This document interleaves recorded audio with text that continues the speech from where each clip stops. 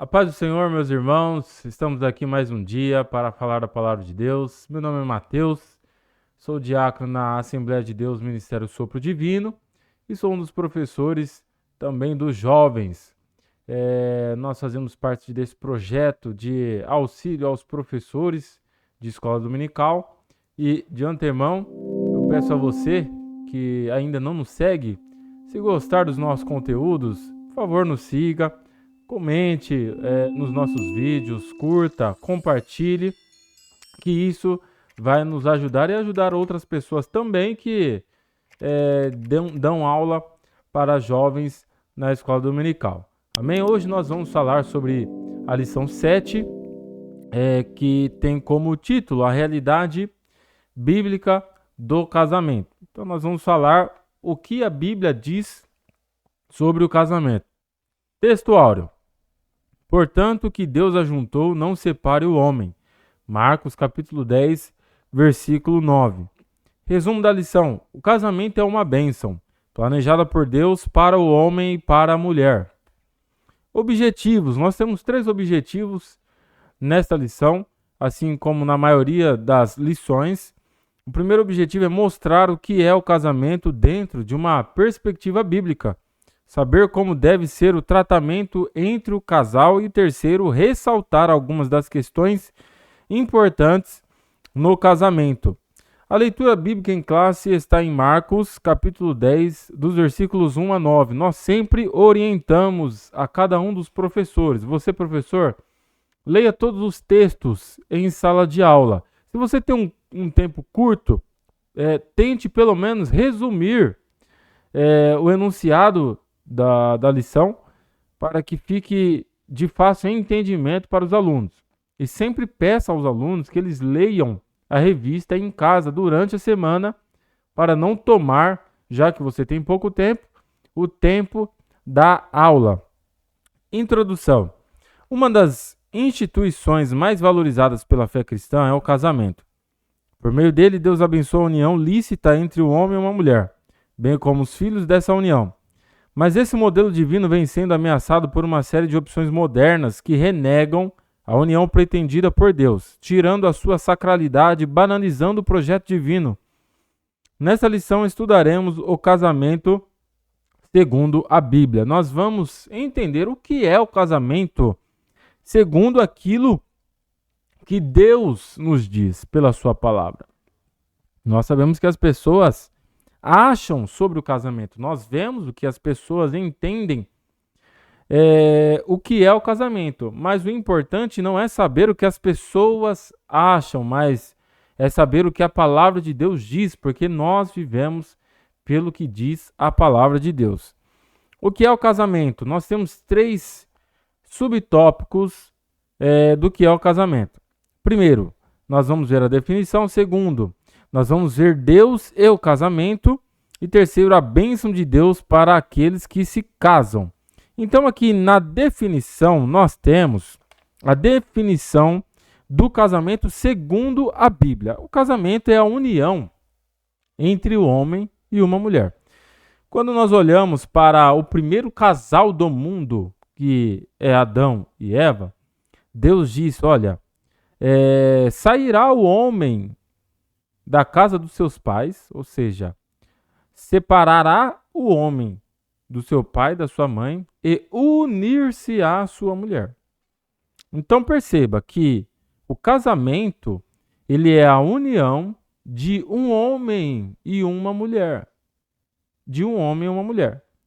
O casamento não é a união de um homem e uma mulher na casa dos pais. É necessário que o homem e a mulher que vão se casar tenham a sua própria família, ok? Então o casamento é a união entre o homem e uma mulher que decidem formar uma família, ou seja, eles vão viver juntos dali em diante. O homem vai deixar o seu pai e sua mãe, a mulher vai deixar o seu pai e sua mãe, e agora eles vão morar na mesma casa, vão compartilhar experiência, vão compartilhar o tempo, vão compartilhar uma vida. Isso é casamento, tá certo? Segundo a Bíblia, o casamento é a união entre duas pessoas, um homem e uma mulher. É interessante nós falarmos que é um homem e uma mulher. Subtópico 2, Deus e o casamento. O que Deus tem a ver com o casamento? Tudo. Primeiro, porque foi Deus que instituiu o casamento. O casamento não surgiu do nada. O casamento não é uma ideia do homem ou da mulher. No passado não foi um casal que teve a ideia, vamos morar junto agora. Não. Deus instituiu o casamento. Quando Deus olhou para Adão e viu que o homem estava só, que Adão estava só, ele criou a Eva para que ela vivesse com Adão. Então, entre Deus e o casamento, qual que é a relação? O que Deus tem a ver com o casamento? É que Deus instituiu, ele criou o casamento, ele quis que fosse dessa forma, ok? Outro detalhe em relação a Deus e o casamento é que a relação do casamento, ela vai bem quando a relação do homem e da mulher também estão bem com Deus. Por exemplo, se o homem ele trata mal a sua esposa, se a mulher trata mal o seu marido, essa relação má que eles têm, essa péssima relação que eles têm entre si, também vai influenciar na relação do casal com Deus. A relação pessoal de cada um com Deus. Então, se um homem ele é fiel à sua esposa, ele está louvando a Deus com isso. Agora, se o homem ele é infiel com a sua esposa, aí ele está tendo problemas com Deus. Tanto é que lá no livro do profeta Malaquias, haviam lá homens que se diziam servos de Deus, e eles apresentavam o seu culto a Deus, choravam, apresentavam a sua oferta, choravam na presença de Deus. Mas Deus recusou a adoração deles. Por quê? Porque eles estavam sendo infiéis com as suas mulheres. Eles trocaram a sua mulher, que viveu com ele uma vida inteira, chegou a uma certa idade avançada, e esses homens trocaram essas mulheres mais velhas por mulheres mais novas. E Deus os repreendeu e não aceitou a adoração deles. Perceba como é sério. Deus leva em consideração o casamento, o tratamento que nós temos com o nosso cônjuge. Subtópico 3, a bênção de Deus para aqueles que se casam. Quando acontece um casamento, por Deus ter instituído, é Ele quem abençoa o casal. Se o casamento acontece dentro dos parâmetros que Deus estabelece, o casal ele tem a bênção de Deus, ou seja, Deus está aprovando aquele casamento no céu. Aquele casamento ele não vai ser reconhecido somente na terra, mas ele vai ser reconhecido também no céu. Deus ele vai reconhecer aquele casamento. É por isso que, se acontece um casamento nos parâmetros que a Bíblia diz, Deus ele abençoa. E além de abençoar com o reconhecimento, Deus abençoa também com o crescimento da família. Porque através do casamento vêm os filhos, e os filhos são herança do Senhor. Os filhos são bênção do Senhor na vida de um casal. Aqui nós entramos já no tópico 2. O tratamento entre o casal. Nós temos 3 subtópicos aqui. O primeiro é a aliança diante do altar. O segundo, o trato com a esposa. E o terceiro, a mulher e o trato com o seu esposo. Quando há um casamento diante do altar, o homem e uma mulher estão fazendo uma promessa diante de Deus e para Deus. Não só para o seu cônjuge, mas para Deus também.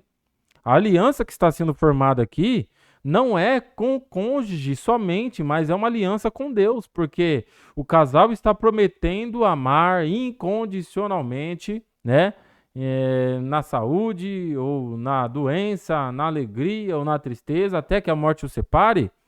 E isso está sendo feito diante de Deus. Então Deus, de forma que alegórica, Deus está anotando tudo que está sendo prometido.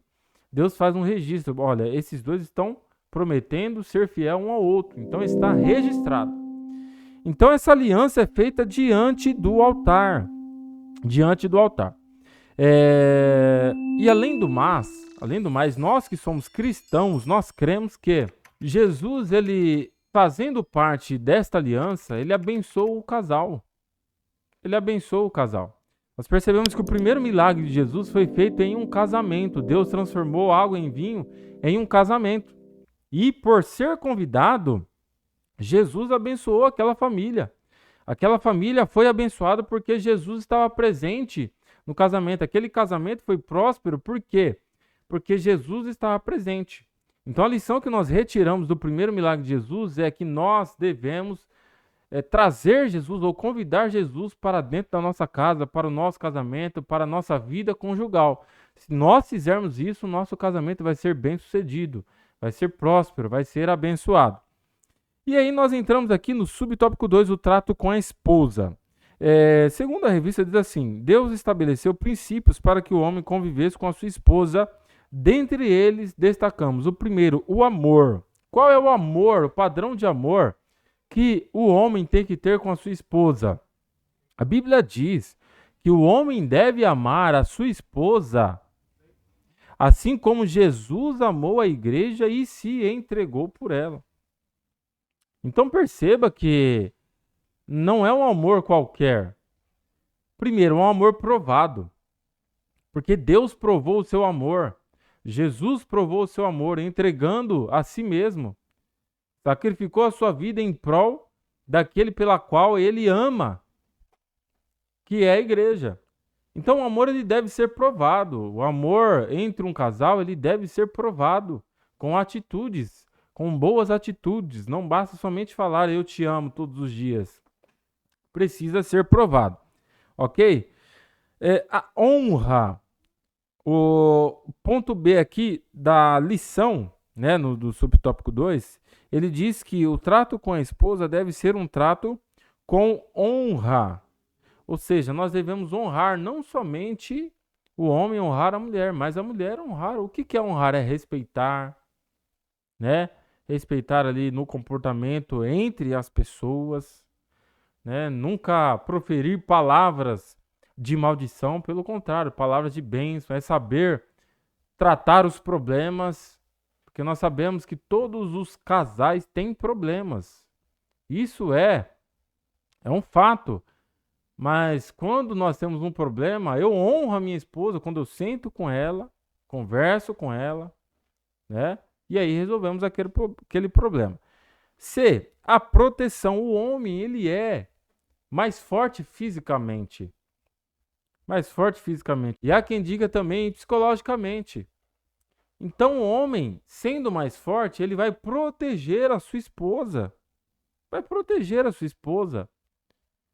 Ele é aquele homem protetor, aquele pela qual a mulher vai estar ali entre os seus braços e ela será protegida. Então esse é o trato que o homem tem que ter com a mulher. Subtópico 3, a mulher e o trato com seu esposo. Nós falamos aqui de como o homem deve tratar a mulher. Agora, como a mulher deve tratar o homem. Deve tratar o homem. A palavra de Deus nos diz, lá em Provérbios capítulo 18, 22, que quem encontra uma esposa encontra algo excelente. Alcançou a benevolência do Senhor. Ou seja, um homem que encontra uma esposa, ou seja, uma boa mulher, uma mulher que vai respeitar ele, uma mulher temente a Deus acima de tudo, uma mulher sábia, assim como diz lá em Provérbios, ele alcançou a benevolência do Senhor. Perceba como é maravilhoso. Da mesma forma que o homem deve honrar a esposa, a mulher também deve honrar o seu marido. E no mesmo sentido de respeitar e querer o bem do seu marido, né? Respeitar quando estão os dois a sós e respeitar quando estão na frente das outras pessoas, né? E ainda a Bíblia diz que a mulher ela deve ser submissa ao seu marido. E as pessoas entendem incorretamente essa palavra submissão como se a mulher devesse viver infeliz para que o homem seja feliz. Ou seja, o homem ele vai mandar em mim. O homem ele vai me maltratar e assim eu tenho que continuar fazendo a vontade dele. Não é isso. Submissão não é isso. A submissão ela se divide. A palavra submissão ela se divide em duas. Sub submissão. Ou seja, a mulher ela tem uma missão inferior. Sendo o homem o cabeça do casamento, o líder do casamento, a mulher ela será uma coadjuvante. Ou seja, dois trabalhando juntos para que o casamento dê certo, mas a responsabilidade principal é do homem. A responsabilidade principal perante Deus é do homem. Mas ambos devem se respeitar. As decisões, principalmente, devem ser tomadas em conjunto.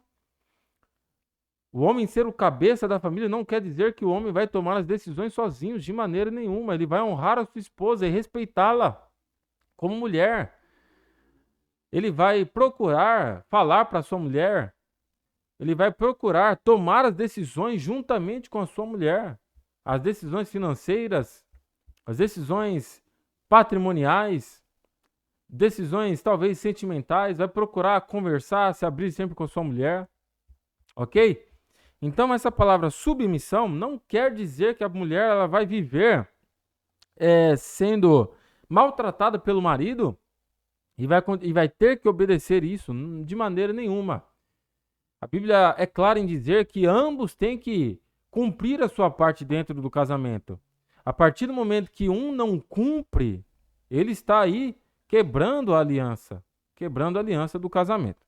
Ok? Vamos para o tópico 3, outras questões sobre o casamento. Primeiro, o casamento ele não é eterno. É o subtópico 1, a morte encerra o casamento. O casamento ele não é eterno, tá? O casamento ele é até a morte, ou seja, até que a morte nos separe. É assim que é falado na cerimônia do casamento. Então, uma pessoa casou com outra, um homem casou com a mulher, melhor dizendo. Não é uma pessoa casou com outra, um homem casou com uma mulher. E aí o homem e a mulher vieram a falecer. A partir dali, o cônjuge que continuou vivo está livre para casar-se novamente segundo a sua vontade. Ok? Isso é a Bíblia que nos ensina. Não sou eu que estou dizendo, é a Bíblia que nos ensina. Ok? Segundo subtópico, o divórcio. O divórcio não foi estabelecido por Deus. O casamento foi estabelecido por Deus. Deus instituiu o casamento. Mas o divórcio não foi estabelecido por Deus. No Antigo Testamento, os judeus, eles maltratavam as suas mulheres. Maltratavam as suas mulheres e ainda abandonavam elas, né? E por causa desse maltrato que os homens tinham com as mulheres, o Moisés permitiu o divórcio. Permitiu que o homem desse carta para a mulher, que a mulher fosse embora. Mas Deus, de maneira nenhuma, estabeleceu ou instituiu o divórcio, porque o que Deus uniu, o homem não pode separar. Mas há algumas exceções para isso. No caso de violência, né, nós vimos aqui no Antigo Testamento, no caso de violência, por exemplo, se o homem ou a mulher, eles desistirem da fé e se por um acaso eles adulteram, ou seja, têm relação sexual com outra pessoa e eles querem desfazer a aliança que foi feita, aquele crente fiel, o cônjuge fiel, ele pode sim, ele tem o consentimento da palavra de Deus para se divorciar, uma vez que do cônjuge, né, a parte do cônjuge, a parte do casamento, ele resolveu sair, ou seja, ele não quis mais. Então a pessoa ela está livre neste momento. Isso não é uma instituição, isso é uma exceção. A gente precisa entender bem claramente isso aqui, porque o divórcio ele tem sido visto como um costume, uma opção, e o divórcio jamais é uma opção para o casamento. Subtópico 3, morar juntos. Deus, ele é claro que é necessário que tenha uma formalidade no casamento. Há quem diga, mas o que vale é o casamento do religioso, o que vale é o casamento do cartório. Deus, ele reconhece a autoridade terrena.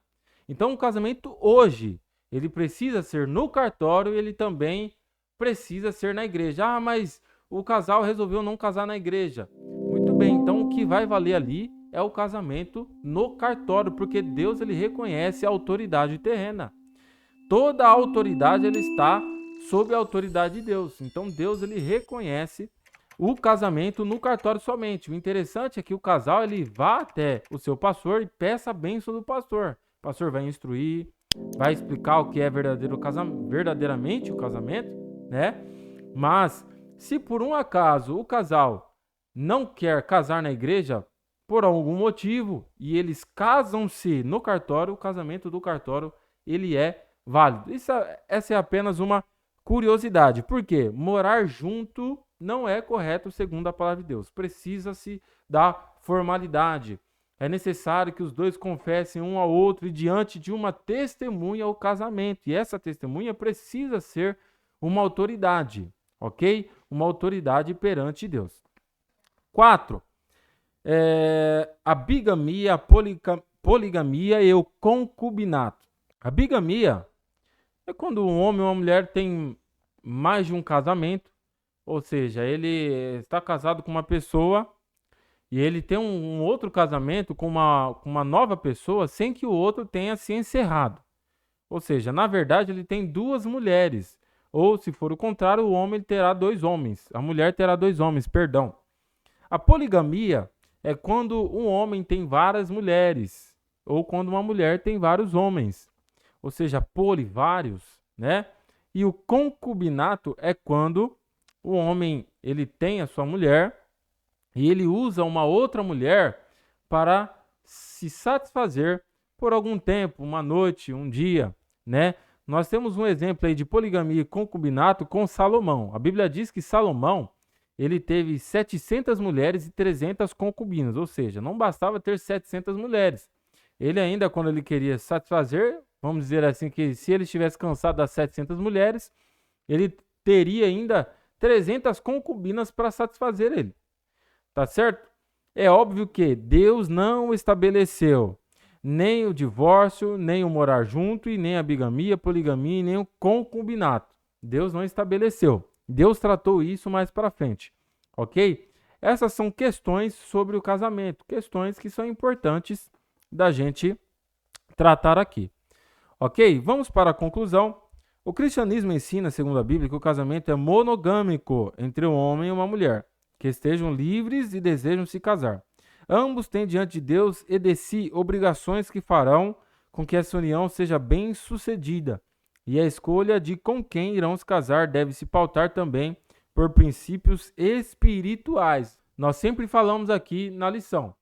O homem precisa ser entre o homem e uma mulher. Primeiro, o casamento ele precisa ser heterossexual e monogâmico. Ok? O que é heterossexual? Entre o homem e a mulher. O que é monogâmico? Entre um homem e uma mulher. Ok?